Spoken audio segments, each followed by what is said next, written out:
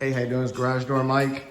This is before. This is a 20 by 9 custom wood door we're doing springs on. Obviously you can see there are 9 intermediate hinges, dual end style, 3-inch track, okay, 9 feet tall. We're getting 312 wire, 30 inches. We're going to these whoppers, 4 foot, 362.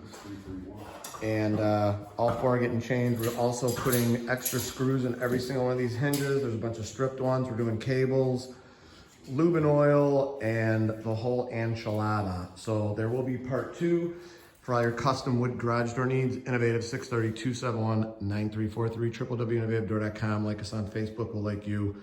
We'll like you anyways. Thank you for watching our part 1 video of the Monster custom wood carriage door. And as always, I encourage everybody to praise the Lord. Thanks for watching, and we'll see you on part 2. Bye-bye.